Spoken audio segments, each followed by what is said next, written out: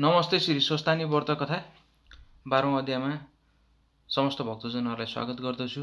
म अरुण स्वामी। कथाको प्रारम्भ गरिने प्रार्थनाको लागि सबैले चन्दन अक्षता फूल लिएर हात जोड्नुहोस्।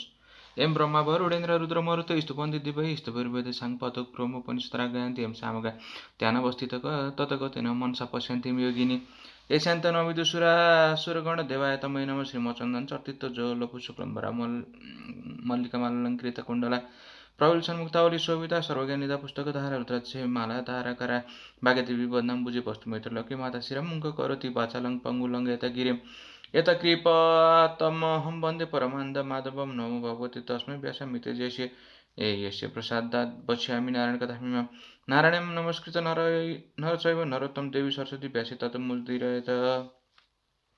सबैले पुष्पाञ्जली पुस्तकमा चढाएर श्रोताले एकचित्त भएर कथा सुनु। यो 12औं अध्याय श्री स्वस्तानी व्रत कथाको व्याख्या गरिएको छ। कुमारजी आज्ञा गर्नुहुन्छ हे अगस्त मुनि। त्यसपछि हिमालय पर्वतले आफ्नी पत्नी मेनका गर्भिणी भएको थाहा पाई अत्यन्त हर्षपूर्वक आफ्नो मर्यादा अनुसार उचित कर्म गरिदिए। 10 महिना पुरा भएपछि मेनकाको गर्भबाट हिमालयकी कन्या जन्मिन्ती। कस्ती कन्या थिइन् भने 1000 सूर्यको तेज जस्तै तेज भएकी, रक्तवर्ण र कोमल अङ्ग एवं परम सुन्दरी, पद्मपत्र जस्ता नेत्र भएकी, 32 लक्षणले युक्त कन्या जन्मेकी देखेर हिमालयले वशिष्ठ प्रवृत्ति ऋषि र गर्ग आदि ज्योतिषहरूलाई डाक्न पठाएर विधिपूर्वक न्वारण गराए। अनि वशिष्ठ प्रवृत्ति ऋषि ज्योतिषहरूले विदा हुने बखतमा भने, हिमालय, यस बालिकाको नाम पार्वती राख्यौं। हे गिरिराज, तिमी धन्य रहेछौ। यी बालिकाले श्री महादेव स्वामी पाए र 14 भुवनकी स्वामिनी हुनेछन्। समस्त पापी र दुष्टहरूको संहार गर्नेछन्। तिम्रो श्रद्धा भक्तिले हामी सन्तुष्ट भयौँ। अब आज्ञा पाए आफ्नो आश्रम जाने थियौँ। यति वशिष्ठ आदि ऋषि ज्योतिषहरूले त्यस्तो भनेको सुनि हिमालय पर्वतले प्रसन्न भई नाना मणिमाणिक्य सुवर्ण द्रव्याणी दक्षिणा दिए, प्रणाम गरेर बिदा दिए। अनि समस्त आगन्तुक र वशिष्ठ प्रवृत्ति ऋषि ज्योतिषी आफ्ना आश्रममा गए। त्यसपछि पार्वती शुक्ल पक्षका चन्द्रमा झै दिनदिनै बढेर ठुली भइन्। तिनी खेल्दा पनि शिव पूजा गरेर नै खेल्थिन्। यस्ता प्रकारले बाल अवस्थादेखि शिवको भक्तिमा चित्त लगाइरहेकी थिइन्। एक दिन नारद मुनिले विष्णु भगवान कहाँ गएर भने, हे वैकुण्ठनाथ, हिमालयकी कन्या पार्वती सबै तरहले तिम्रो योग्य छिन्। कस्ती भने लक्ष्मीभन्दा पनि सुन्दरी, 32 लक्षणले युक्त भएकी ती कन्यासँग तिमी विवाह गर। यति नारद मुनिले भनेको कुरा सुनि विष्णु भगवान आज्ञा गर्नुहुन्छ, हे मुनि, के हिमालयले ती कन्या मलाई देलान् र? नारद मुनिले उत्तर दिए, त्यस्तो चिन्ता तिमीले लिनु पर्दैन। म अहिले गएर पक्का निदो लिएर आउँछु। यति भनी नारद तुरुन्तै हिमालय कहाँ पुगे। हिमालय पर्वतले भेटेर उचित सत्कार गरिसकेपछि नारदजी भन्दछन्, हे गिरिराज, तिमीसित केही भन्न आएको हुँ। तिम्री कन्या पार्वती वैकुण्ठनाथ विष्णुलाई देऊ। यति नारद मुनिको कुरा सुनि प्रसन्न भएका हिमालय पर्वत भन्दछन्, हे मुनि, यो अत्यन्त उत्तम कुरा भन्यो। तिम्रो आज्ञाले मेरी पुत्री वैकुण्ठनाथ विष्णुलाई दिए। अब तिमी विष्णु कहाँ गएर यो कुरा भन। यति हिमालय पर्वतले भनेपछि नारद मुनि वैकुण्ठ गएर हिमालयसित भएको सबै कुरा सुनाए। अनि हिमालय पर्वतले आफ्नी कन्या तिमीलाई दिन्छु भन्ने यति नारद मुनिको कुरा सुनेर विष्णु प्रसन्न भएर, हे नारद, तिमी धन्य रहेछौ। अब आफ्नो आश्रममा जाऊ भनेर बिदा दिएपछि नारद मुनि आफ्नो आश्रममा गए। त्यसपछि हिमालय पर्वतले पार्वती कन्यादान दिन भनी सामग्री तयार गरी पारी पठाए।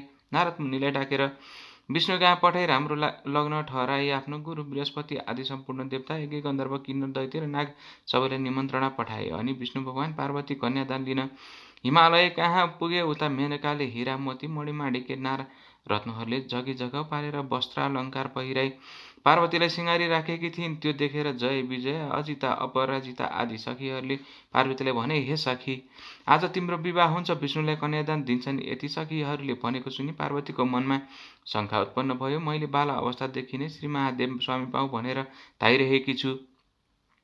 अझ पनि महादेवलाई नदिएर अरू कसैलाई दिए भने म आत्महत्या गरेर मर्नेछु। तिनको कुरा सुनेर सखीहरूले भने, हे पार्वती, त्यसो हो भने तिमी यहाँ नबस, हामी कसैले पनि नदेख्ने स्थानमा लुकाएर आउँछौँ, लौ हिँड।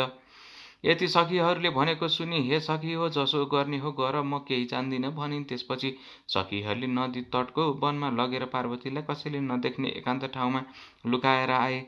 त्यसपछि हिमालय पर्वतले आफ्ना गुरु बृहस्पतिलाई यज्ञमा बसाली सारा विधि गरिसकेर कन्यादान दिन पार्वतीलाई लिन पठाए, तर घरमा देखेनन् र यताउता सबै खोज्न लगाए, कहीँ पनि पाउन सकेनन्।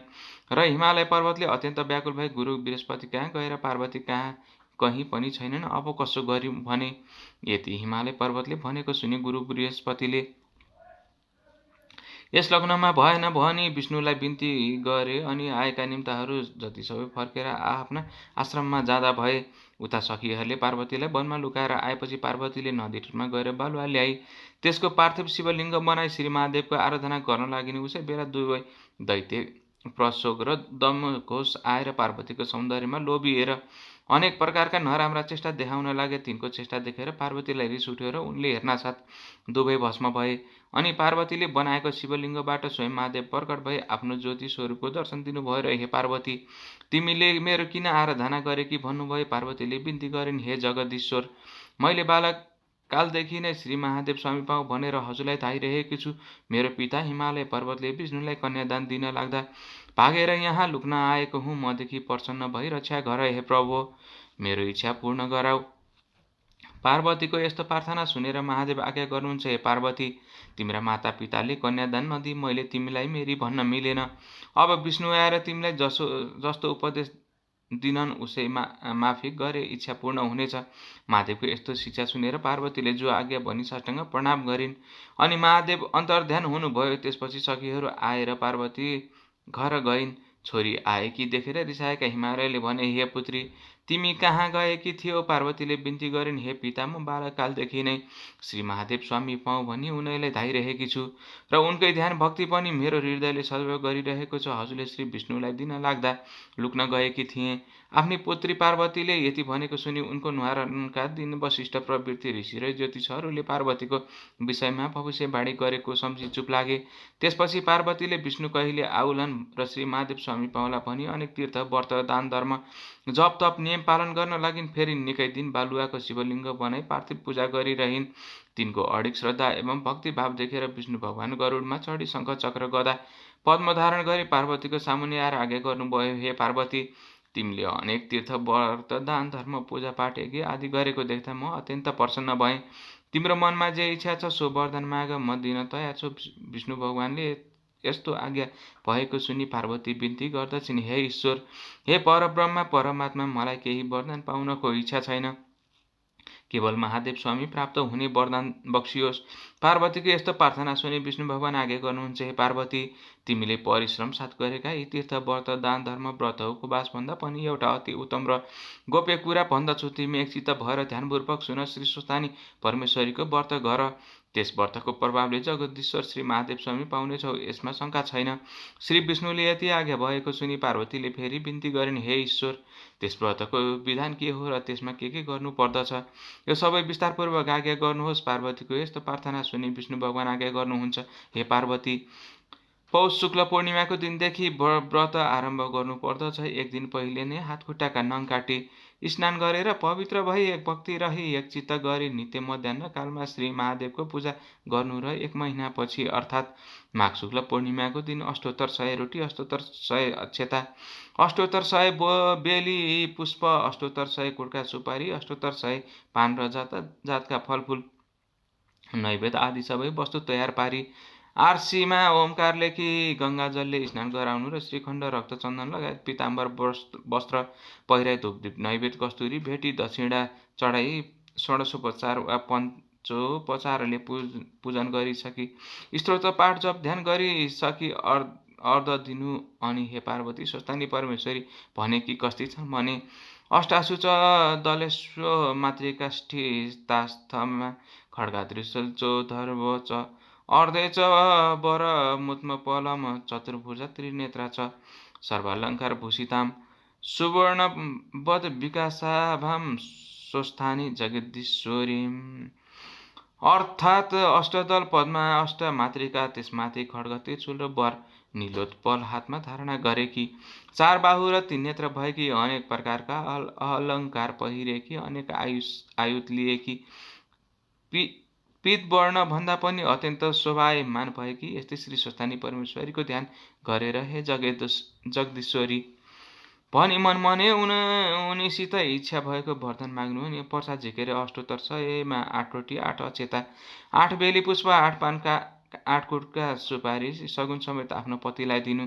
पति नभए छोरालाई दिनु। छोरा नभए मिछोरालाई दिनु र मिछोरा पनि नभए जुन कामना वा इच्छाले व्रत गरेको छ त्यो मेरो फलानु काममा पूर्ण होस् भनेर गङ्गामा बहाइदिनु। 100 रोटी आफूले फरार गर्नु।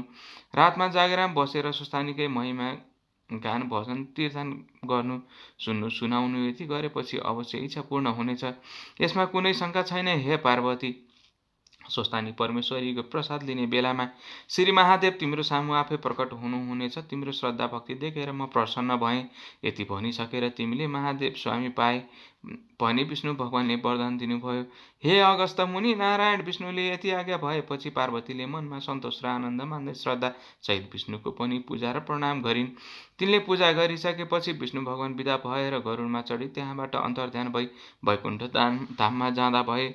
इति श्री स्कन्द पुराणे केदारखण्डे माघमात्म्ये कुमार अगस्त्य संवादे श्री स्वस्थानी परमेश्वराय व्रत कथां श्री विष्णु स्वस्थानी व्रतोपदेश नाम 12औं अध्याय। अब सबै श्रोताहरूले नित्य कथा सुन्नको लागि हात जोडेर पुष्पाञ्जली चन्दन र अक्षता लिएर यो नित्य कथा श्रवण गर्नुहोस्।